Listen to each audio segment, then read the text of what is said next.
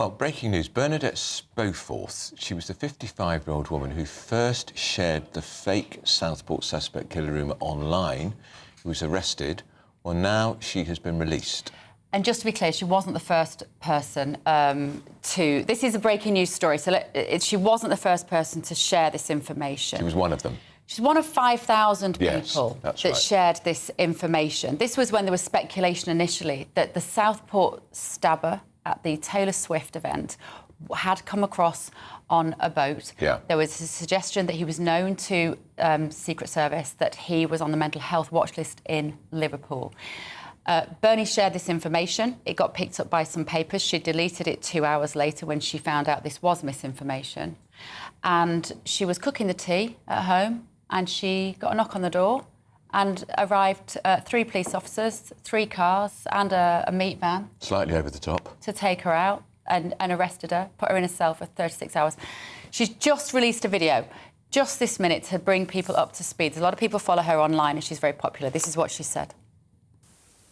So on the 8th of August, the police turned up, mob-handed, 5 of them, 3 police cars and a prison van. And instead of a simple voluntary interview, they searched me, arrested me and held me for 36 hours in a concrete cell with a concrete bed, like a terrorist. They held me even though I told them that the evidence they needed had already been found by data experts. I explained my post was political, as almost all of my posts are, and my post was aimed at the government and its failing policies. I had not and would not make something up. But perhaps the authorities and the activists didn't actually care about the truth. They just wanted me punished as an example to you. Finally, I was released on bail. There really was nothing to take to magistrates and nothing to charge me with, but it didn't end there. Because my bail conditions included that I couldn't engage on social media, they didn't want me to speak to you about anything at all. Which meant I couldn't tell you of the damage done to me by those reporters and activists, and that it had been so complete I couldn't leave my house. That reporters were lying in wait for me in my garden, and that every day I had hate mail. I had nothing to gain from making something like that up, but others did gain. Journalists gained their clicks, my detractors gained my silence, and the authorities gained the silencing of you, because so many of you were afraid to speak. So to those who celebrated my arrest, don't enjoy it too much, because it could easily happen to you. And the difference between us is that I would fight for you. And for all those who stood up for me and did fight for me, thank you. So she said several weeks of hell, reputation in tatters.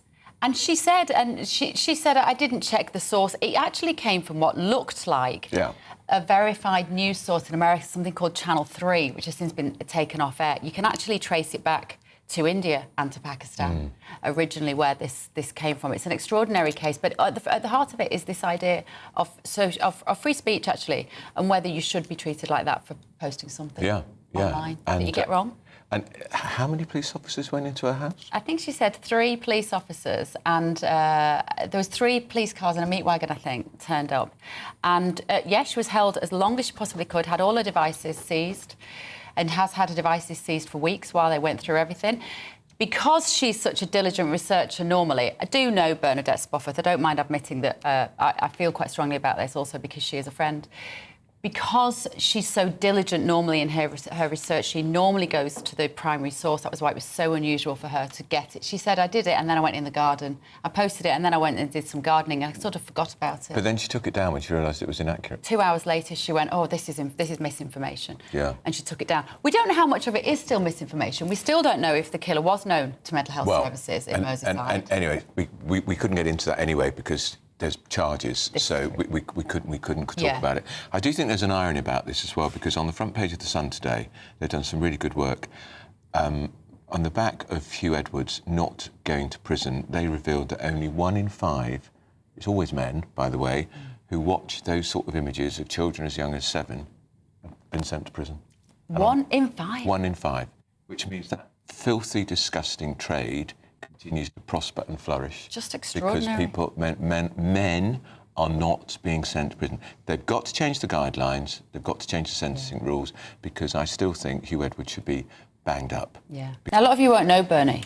She's very, very powerful, very popular online. That video on her own account has been watched 185,000 times now. It's only been online for an hour and a half.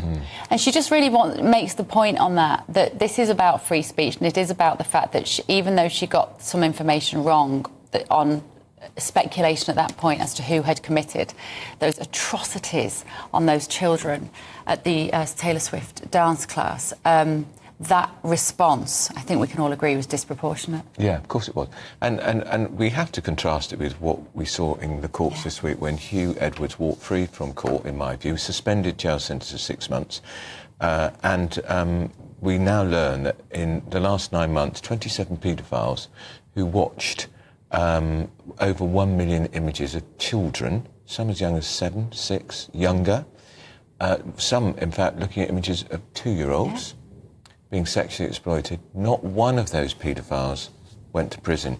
Yet Bernie was banged up in a police cell. 36 hours. 36 hours. She's had all the devices seized. She's only just got all of her devices back. There was nothing to see. Must have been terrifying. Absolutely terrifying. She was in a state. I know Bernadette Spofforth. I followed her on social media because she's been a very diligent commentator. And it does show that you have to think before you post information that might be wrong. Yeah. But the idea that she could have somehow incited those riots for a tweet that was up for 2 hours is ridiculous. Yeah, I mean, the riots were going to happen come what may. Of course they were. And also, I still think it's astonishing, actually. Parliament came back after the summer recess. There has been no debate about those riots. None whatsoever. And it was the most serious civil discontent on our streets since the London riots in 2011, when there was an emergency debate in the Commons. Well, you know what? Bernie's case, for me, is about this government, particularly this Labour government, because they clamped down so hard on that dissent. They silenced anybody that wanted to speak out about that as far right, about the maelstrom of social issues that was whipped up in the aftermath of those stabbings in Southport. And a lot of people who do consider themselves to be on the right were silenced by the arrest of Bernadette Spofforth. They did quieten down. Everybody was frightened. Everyone was careful to think that Keir Starmer's police force was going to knock at your door because you said something online that might be considered to be deliberately posting disinformation liable to incite violence and more than trivial harm, which is what they thought she had done. There's also a very good article online under the Law or Fiction Twitter account, which basically explains from a legal point of view why there was never a legal basis to have her arrested. So it's a really interesting case, a real moral of our time. Yeah. Talking of a different world, this is a world I don't want to live in. This is the judges who are letting paedophiles, disgusting, Stephen, go free when they've been looking at. There's over a million. images. The Sun have done a fantastic they really have done a good job today. I find this absolutely extraordinary. I mean, obviously the Hugh Edwards story, the horror of Hugh Edwards, has kind of brought this home. And I think what the judges are saying is because the person who provided this sick scumbag down in South Wales, who provided these filthy children being tortured for somebody else's gratification, this foul scum swine, he didn't go to prison. He got 12 months suspended. But he should have gone to prison. Of course he should. I would have suspended him on a rope. I agree.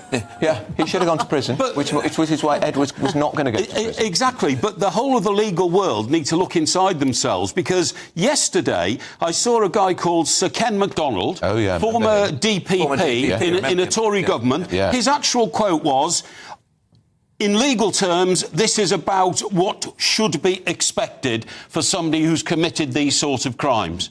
And he's looking back on precedent. And that's the problem. This has been going on for so long. 1 million people in this country could be up to this sort of thing. But the sentences which have been passed down over decades have been incredibly lenient. It just shows, doesn't it, that I think the sentencing hasn't kept up with the technology. It hasn't. But also, what's happened to these children? They can't identify them. They can't identify them. What state are they in? Are they still being abused? Well, not only that, but they're only the ones we know about. Exactly. Right? How many, literally hundreds of thousands of children have been subjected to the same horror? I mean, the Sun looked at 27 cases where nobody went to prison, involving 1 million images. Unbelievable. 1,034,000 in prison, and nobody went to prison. Yeah. And some of these children were 6 and 7 years old. Yeah. It's horrible. Andrew, can you imagine a worse job in the world than the police officer who has to actually... You read my mind. I just thought some of these categories... I mean, I cannot even mention on it... I wish I could get it out of my head. But I know a little bit about some of these Category A pictures because I was slightly involved with the constituent who did this. And to actually have to look at them, it took me months to stop getting that image out of my head. It's still there. I totally agree. And yet there's police officers who spend months looking at these things. I mean, they are the greatest heroes. I know. Aren't they? Well, somebody's got something out. Don't you think Yvette Cooper, the Home Secretary now, she's got an open goal. All she needs to do now is announce a total rethink of the scales of justice when it comes to offences like the Hugh Edwards one, because the punishment is too weak, and I'm going to toughen it up, and I'm going to save children. Wouldn't you think she would do that? Yeah, and put these disgusting men, they're all men, almost always, in prison, behind bars. If you make the deterrent 10 years for the Hugh Edwards crime, then you're going to save children from these horrors. And it's interesting, in every British prison, there's a thing called the VPU, which is called the Vulnerable Prisoner Unit, because prisoners, you know the word nonce means not ordinary, normal criminal ethos. I mean, the sort of the good old-fashioned criminals, they have a hatred and condemnation of these people. And in some way, I'm not going to feel sorry for some paedophile. No, if a paedophile's attacked in prison, too bad. They've been attacking these children. But I'm sure the Liberal left use that as part of their excuse not to jail people. He'd have too rough a time in jail. I know. Well, they use that all the time. That was used here. No, I'm not. They use that all the time. The Edwards case, that was part of the reasoning. He's a vulnerable man, problem with his mental health, and his celebrity would make him vulnerable in prison. Yeah. Right, and on that bombshell, look at Stephen, we've silenced him. That doesn't happen very often.